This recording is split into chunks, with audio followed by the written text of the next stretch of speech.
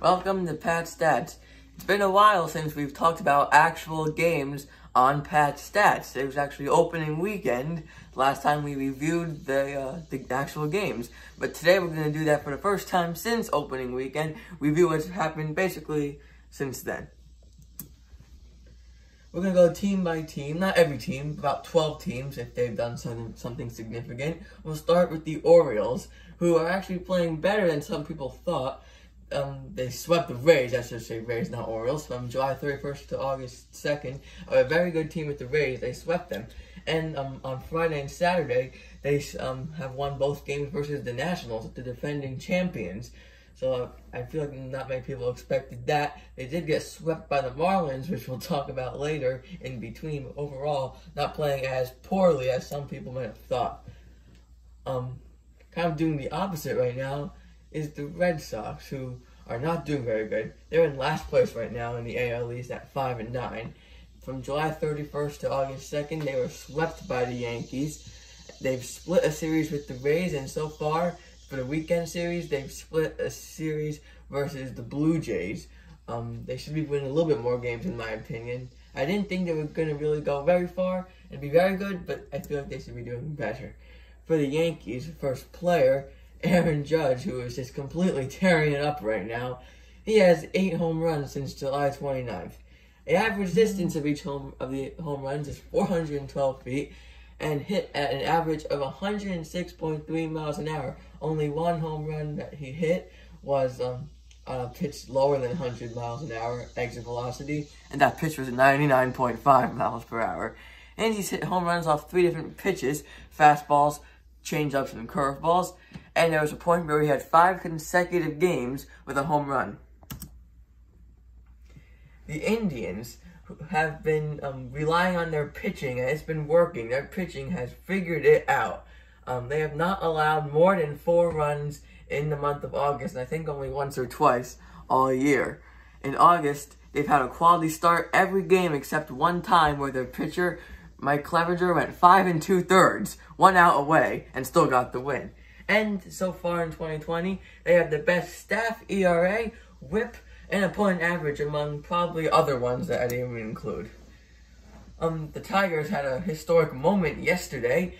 They hit 4 home runs before getting out in the first inning against the Pirates at PNC Park. Nico Goodrum, Miguel Cabrera, CJ Quillen, and Jamer Candelario all hit home runs. 4 home runs in the first inning. That was the first time the Tigers ever hit 4 home runs before getting out. But it's not the first time they've ever hit 4 home runs in an inning. In 2013, they did it in the 4th inning. Miguel Cabrera was also part of that inning. The Astros are actually kind of struggling right now. They are 2-5 so far in August. Still in second place, though, as 4 out of 5 teams in the AL West are below 500 right now. The Astros are 6-8. But also, in August, they've had 4 1- or 2-run losses, so the games have been pretty close. The Angels, Mike Trout has just also been tearing it up. Since coming back from the paternity list, he's hit 4 home runs, 7 RBIs. He's hit for a .333 average, .364 on base, .905 slugging, and an OPS well over 1,000. The Athletics are very hot right now. They are 8-0 in August.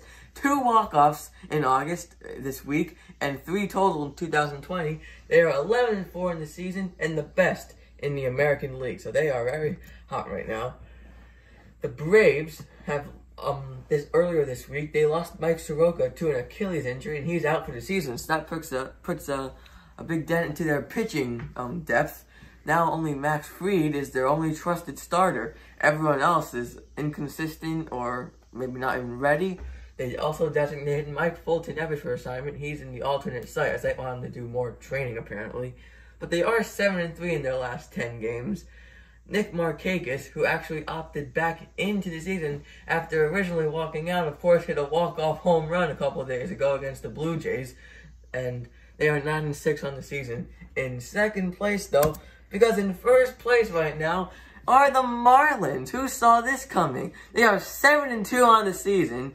They've swept the Orioles 4 games earlier this week, and they had a win against the Mets on Friday. They lost yesterday to the Mets, But, I mean, who expected this? They are the hottest team right now, especially considering that their top 2 starters are still out with concerns of the virus.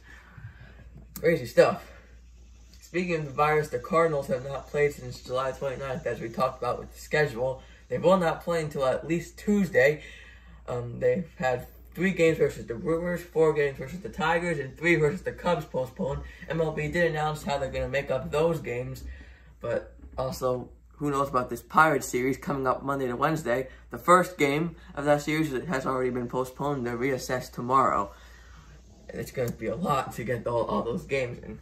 The Rockies also have surprised everyone, including me. They are 11-3 right now, in first place in the NL West.